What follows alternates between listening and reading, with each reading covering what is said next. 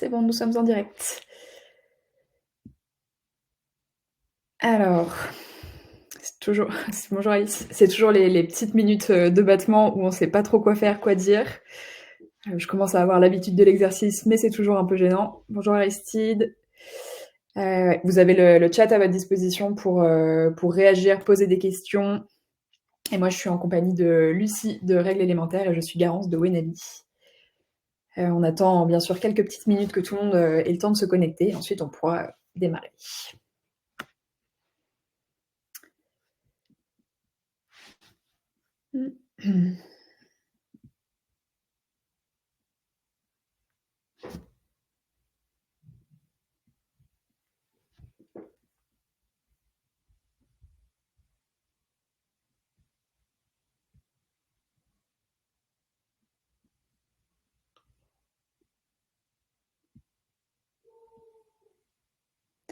Bonjour à toutes et tous qui sont déjà là.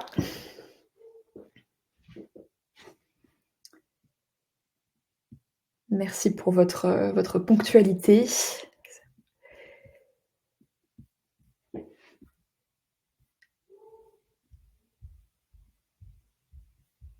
Encore une toute petite minute, ensuite on peut démarrer et les participants et participantes nous rejoindront en route.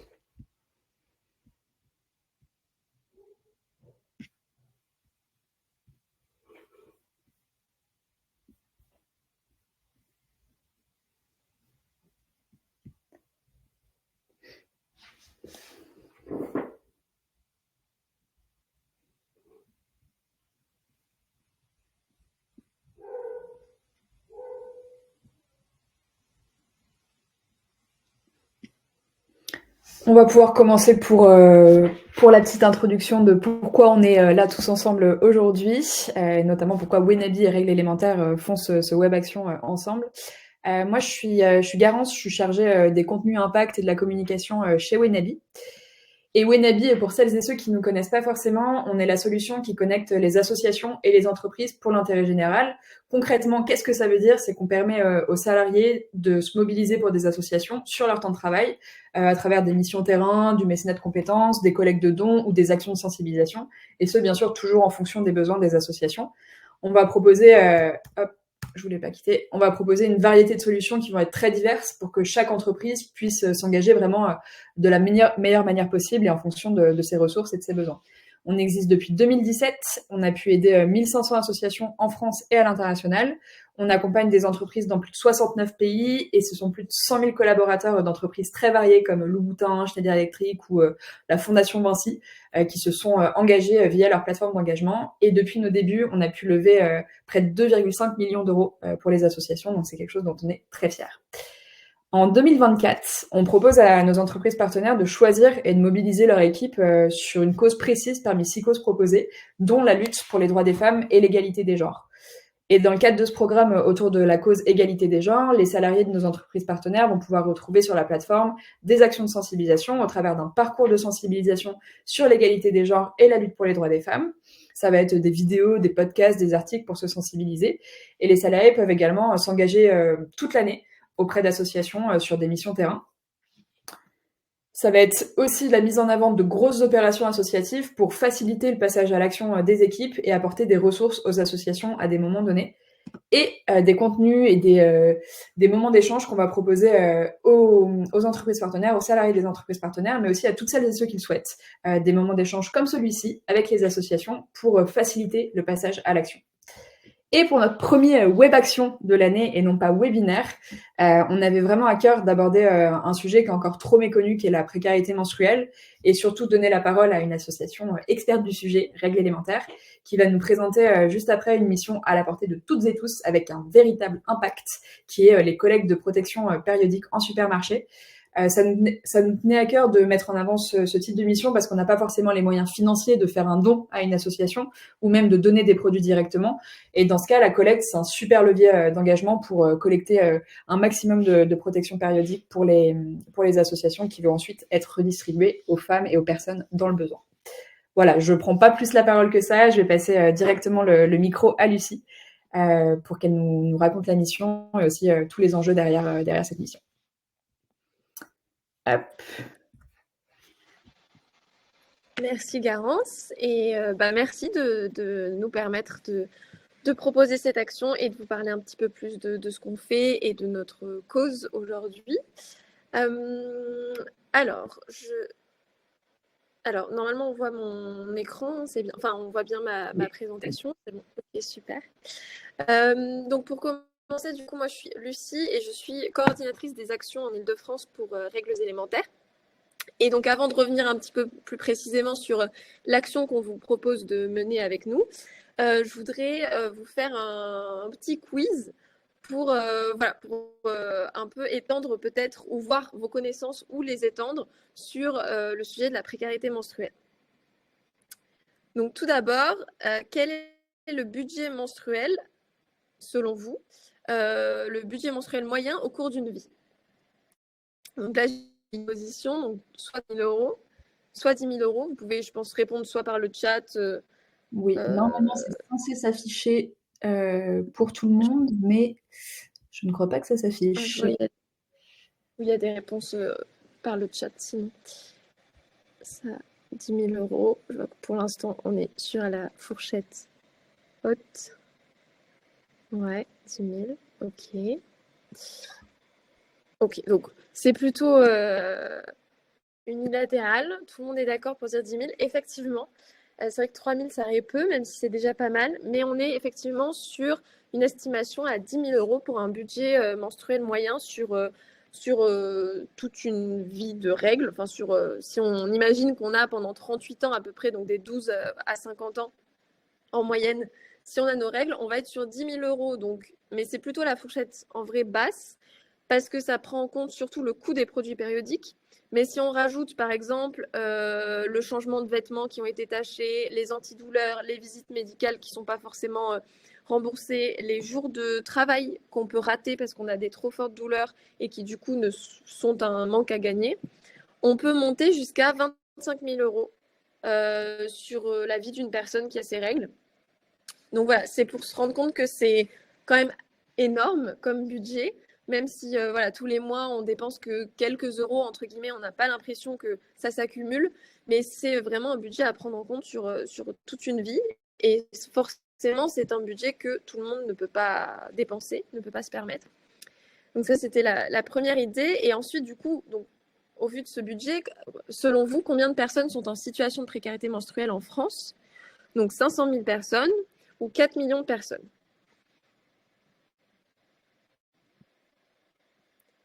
Je ne sais pas si il y a. Non, pareil, je n'arrive pas à appuyer le sondage, mais vous pouvez répondre directement dans le chat, parce que je crois que ma connexion est un petit peu instable. Bon, en tout cas, il est clair qu'il va falloir que je durcisse un peu les quiz, parce que ils sont un peu trop simples de ce que je vois, mais effectivement, donc on est sur 4 millions de personnes. Donc là, je vous ai mis le chiffre. Donc dans le monde, on serait autour de 500 millions de personnes en situation de précarité menstruelle. Et en France, donc 4 millions, sachant que c'est un chiffre que nous avons construit, on va dire, avec une étude qu'on a faite fin 2022.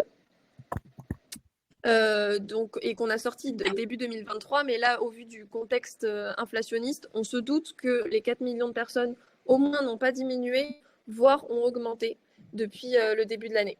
Donc voilà, on est vraiment sur un minimum de 4 millions de personnes en situation de précarité menstruelle, ce qui fait sur à peu près, il y a 15-16 millions de personnes menstruées en France, donc on est quasiment sur une personne sur trois qui de manière ponctuelle ou de manière constante, est en situation de précarité menstruelle. Donc c'est un chiffre aussi énorme.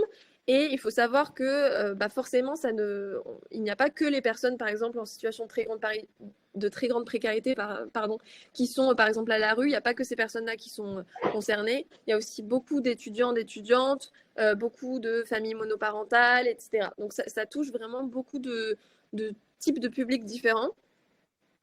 Et c'est un chiffre assez important. Donc voilà, ça c'était pour avoir un peu en tête ces chiffres-là et du coup pour se rendre compte que la précarité menstruelle, c'est un vrai enjeu et c'est un vrai sujet en France.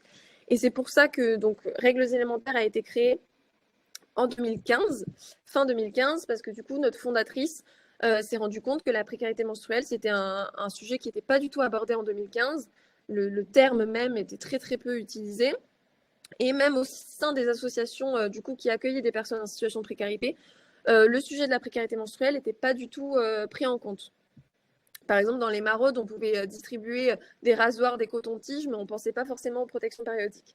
Donc voilà, ça a été un travail, et c'est toujours un travail un peu de longue haleine pour inclure le sujet des règles de manière plus globale dans tout ce qui est sujet sociaux ou aussi sujets publics. Donc c'est un peu nos actions aujourd'hui. Donc on a 3 grandes actions qui est donc la collecte et la redistribution de protection périodique. Donc c'est là-dessus notamment que vous allez pouvoir nous aider. Donc on collecte des protections via des collectes notamment citoyennes et on les redistribue ensuite aux associations et aux structures médico-sociales qui sont partenaires. On a aujourd'hui plus de 1000 structures partenaires sur tout le territoire francilien. Sur tout le territoire français, pardon, dont 300 à 400 en Île-de-France. Donc c'est un gros réseau de structures et des gros besoins en termes de protection périodique. Donc ça, c'est notre première action. La deuxième, c'est que du coup, on sensibilise parce qu'on s'est rendu compte qu'au-delà du manque de moyens matériels, il y avait aussi un gros manque de connaissances sur le sujet et un tabou. Donc, on sensibilise au sein des structures médico-sociales, on sensibilise beaucoup en établissement scolaire auprès des plus jeunes, dès 9-10 ans, dès le CM2. Et aujourd'hui, on développe la sensibilisation dans les entreprises et dans les collectivités en fonction des sollicitations. Et enfin, notre troisième grand axe aujourd'hui, c'est le plaidoyer. Donc, on pousse et on soutient des plaidoyers auprès des institutions publiques et des pouvoirs publics. Notamment, là, en ce moment, ça va être le remboursement des protections périodiques lavables pour les moins de 26 ans, qui devrait être mis en place au courant de l'année, prochainement. Et un autre sujet qu'on a beaucoup poussé en ce moment, c'est la transparence de la composition des protections périodiques, qui devrait aussi être mise en place d'ici mars, je crois, aux dernières nouvelles.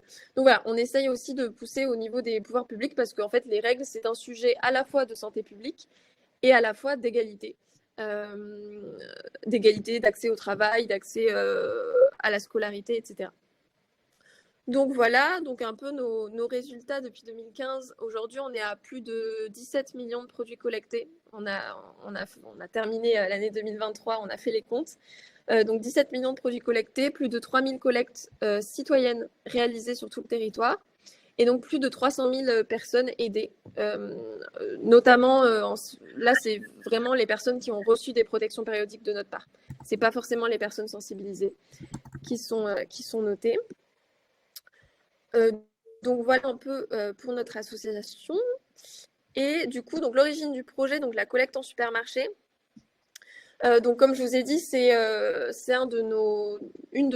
même notre action historique, le fait de proposer à n'importe quel citoyen ou citoyenne de créer sa propre collecte, que ce soit dans son entreprise, dans sa mairie, pour qu'ensuite nous on puisse redistribuer à une association à proximité.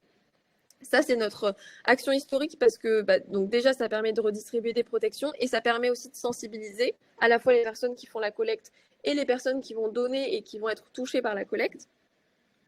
Et en fait, depuis maintenant 1 an, on est touché par, comme beaucoup d'associations, par la baisse des dons du fait du contexte, l'inflation, etc. On se rend compte qu'on a de moins en moins de dons de protection périodique. Et donc, là-dessus, il faut réagir. Et nous, on sait que la collecte en supermarché, c'est la meilleure manière de collecter très rapidement des protections en peu de temps et des très grandes quantités. Donc, c'est comme ça que nous est venue l'idée de pousser les collectes en supermarché, de proposer à toutes les personnes qui le souhaitaient de faire ce type de collecte. Donc ça permet, comme je le dis, de collecter en grande quantité et de manière efficace parce qu'on est sur les collectes en supermarché, je le redirai, mais c'est environ 3-4 heures de collecte maximum. Donc voilà, c'est une demi-journée mobilisée. Ça permet de le faire régulièrement et de mobiliser plus de personnes aussi parce que généralement on est sur des équipes de 4-5 bénévoles. Et ça permet aussi de faire de la sensibilisation au grand public et de toucher beaucoup plus de personnes qui ne seraient pas forcément touchées par nos réseaux sociaux et par nos sensibilisations autres. Et donc, voilà, donc dans les supermarchés, il y a beaucoup de flux, beaucoup de personnes qui passent. Ça permet de, voilà, ne serait-ce qu'ils entendent le terme précarité menstruelle, ça permet de sensibiliser. Je regarde en même temps s'il y a des messages. Non, c'est question en tout cas pour l'instant. Donc voilà, c'est pour ça que nous est venue l'idée de pousser les collectes en supermarché. Donc là, je vous ai fait un petit déroulé de ce que c'est que d'organiser une collecte en supermarché pour règles élémentaires. Donc voilà, ça se fait en 4 temps. Donc le premier temps, c'est la planification de la collecte. Donc c'est ce qui va être en amont, parce que donc, pour organiser une collecte en supermarché, il faut d'abord une équipe. Donc comme je le disais, nous on conseille un minimum de 3 personnes. Donc voilà, à partir de 3-4 personnes, que ce soit des collègues, des amis, de la famille, il est possible de faire une collecte. Et ensuite, pour une collecte en supermarché, il faut un supermarché. Donc ça, pareil, assez simple. L'idée, c'est de contacter des magasins. Donc généralement, ça commence au téléphone. Les magasins, enfin, on ne se rend pas forcément compte, mais les magasins ont vraiment beaucoup l'habitude d'accueillir des collectes de tout type et de toutes les grandes associations. Donc le concept de collecte est tout à fait compris par les magasins. Donc l'idée, c'est de dire, voilà, nous, on aimerait organiser une collecte dans 3 semaines dans votre magasin. Est-ce que c'est possible? Et donc, dès que vous avez l'accord du magasin et que voilà, les créneaux sont confirmés, vous allez pouvoir vous inscrire sur notre plateforme de collecte. Notre plateforme, vous vous inscrivez. Nous, ça nous permet de savoir qu'une collecte va avoir lieu tel jour, telle date et surtout à tel endroit. Grâce à cette plateforme, vous allez aussi avoir accès à beaucoup de visuels et de contenus, que ce soit des affiches, que ce soit pour faire des posts Instagram, que ce soit pour faire des flyers. Voilà, on met à disposition plein aussi d'éléments de langage, de présentation de l'association, que vous ayez tous les outils et les clés en main pour en fait vraiment vous sentir bénévole de règles élémentaires et être légitime de faire une collecte dans un magasin. Là aussi, ce que j'ai mis dans le premier point, c'est qu'on a un petit guide de collecte qu'on pourra, je pense, vous diffuser ensuite par mail. Mais voilà, c'est un guide qui reprend toutes les étapes là dont je parle et que je décris et qui vous permet de vraiment avoir tous les conseils et de suivre étape par étape pour organiser sa collecte. Donc voilà, notre objectif, c'est de permettre à toutes les personnes qui le souhaitent de faire sa collecte. Donc on a essayé de faire au plus simple et de donner vraiment tout ce qu'on pouvait en termes d'outils, d'éléments de langage et de conseils pour que ce soit simple, rapide et que ça vous donne envie de vous engager. Donc ça, c'est la première étape, donc tout ce qui est planification. Une fois que le jour est confirmé avec le magasin, donc il y a ensuite l'ajout de la collecte et des informations demandées sur notre plateforme, c'est ce que je vous disais, donc l'inscription sur notre plateforme. Et ensuite, on arrive au jour J de la collecte. Donc là, c'est pareil, il n'y a pas besoin de compétences particulières. Si vous avez lu un peu en amont les quelques éléments de langage et la présentation de l'association qu'on vous met à disposition. Après, ça roule tout seul, j'ai envie de dire. C'est plutôt simple. Voilà, il faut être motivé, en forme, parce que effectivement, c'est des actions qui demandent de l'énergie, forcément. Hein. On est sollicité pendant 4 heures de manière continue. Pareil, dans le guide, on vous a aussi mis quelques conseils, des manières, comment aborder les personnes, quelles phrases un peu rapides permettent d'aborder, de demander à faire un don, etc. Donc voilà, on vous a tout mis à disposition. Et ensuite, sur la plateforme de collecte où vous vous serez inscrit en amont, vous aurez accès à un lien pour faire un inventaire. Donc l'objectif, c'est à chaque fois que vous collectez des protections pendant cette demi-journée, d'inventorier tous les paquets parce que dans chaque paquet, il y a des nombres de protections différentes. Donc, c'est compliqué de compter par paquet. Donc, nous, on compte par unité de protection. Donc, l'idée, voilà, c'est on a vraiment pareil un lien où tout est expliqué et ça permet de compter le nombre de protections qui est collecté. Pour donner une petite idée, sur une demi-journée, donc sur 4 heures de collecte, en semaine, sur un magasin de centre-ville, on va dire, on va être en moyenne sur 4000 à 5000 protections, ce qui est déjà très bien. Ça permet de répondre aux besoins d'une structure pendant 1 mois et demi, 2 mois. Et quand on est si vous êtes par exemple une équipe de 7-8, si on est sur des plus gros magasins, Là, par exemple, la semaine dernière, il y a une équipe de salariés qui a fait une collecte. Alors là, c'était sur une journée, mais ils se sont divisés et on était à 11 000 protections à la fin de la journée. Donc 11 000, c'est voilà, c'est énorme. Et là, ça a permis de faire bénéficier 2 associations locales. Donc voilà, c'est vraiment des quantités assez astronomiques et c'est vraiment un plus pour les structures. Je reprends juste la question en même temps. Pour le kit de mobilisation, alors le kit, alors ça va être pareil, on pourra peut-être vous l'envoyer par mail, mais Oui, c'est sur notre site internet. tout sera envoyé aux participants par mail à la suite. Voilà, donc vous l'aurez par mail juste après avec le guide de collecte, mais sinon il est trouvable aussi sur notre site internet très facilement dans l'onglet collecte. Donc voilà, donc le jour J, collecte des protections périodiques. Et ensuite, donc la dernière étape, c'est la récupération des dons par l'association. Alors ça, justement, le fait de s'inscrire en amont sur notre plateforme et de nous dire à quel jour va se faire la collecte, nous, ça va nous permettre d'anticiper et justement de contacter des structures qui sont aux alentours du magasin qui a été choisi pour leur proposer de récupérer les dons. Donc, il y a 3 possibilités. Soit, c'est ce qu'on essaye de faire au maximum, c'est que la structure ou l'association vienne chercher les dons directement à la fin de la collecte. Donc, voilà, si vous faites une collecte 14h, 18h, l'association à 18h, elle se présente au magasin. Et comme ça, déjà, ça permet aux bénévoles qui sont présents de rencontrer l'association, de mieux comprendre quel public va pouvoir bénéficier de ces protections, etc. Donc, c'est toujours chouette d'avoir cette rencontre. Donc ça, c'est la première possibilité. Sinon, si l'association n'est pas disponible directement, les 2 possibilités, c'est soit que le magasin garde les protections pendant 1 ou 2 jours après pour que la structure puisse venir chercher les dons en magasin. Donc ça, généralement, c'est à prévoir avant. Quand on contacte le magasin, on demande directement, est-ce que potentiellement vous aurez la possibilité de conserver les dons 1 ou 2 jours. Si c'est des grands magasins, généralement, ils ont la place. Mais voilà, il faut toujours les prévenir en avance. Et si le supermarché peut pas stocker et que l'association ne peut pas venir directement, il faut prévoir que certains bénévoles conservent les dons chez eux quelques jours pour pouvoir ensuite organiser la récupération. Après, quand on est sur des gros dons comme ça, généralement, les associations viennent récupérer directement. Enfin, en tout cas, nous, c'est notre objectif, que tout le monde puisse en bénéficier rapidement. Voilà pour le déroulé.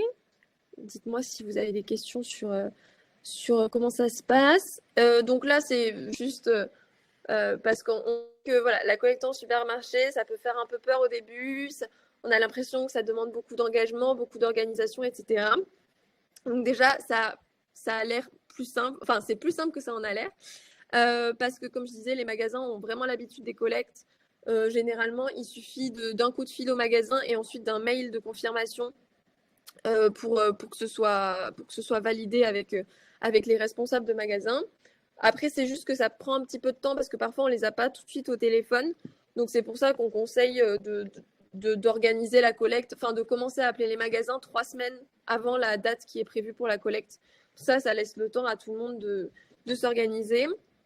Et ensuite, on devient accro, parce que, en tout cas, c'est ce qu'on voit, nous, avec nos bénévoles qui sont plus réguliers. La collecte de protection périodique, c'est clairement l'action, en tout cas, que nous, on propose, qui est la plus concrète, qui est la plus engageante, qui permet à la fois de parler avec des clients du magasin, de sensibiliser sur le sujet, de se rendre compte aussi de quelle manière et à quel point les gens sont plus ou moins sensibilisés sur le sujet. Parfois, ça étonne un peu.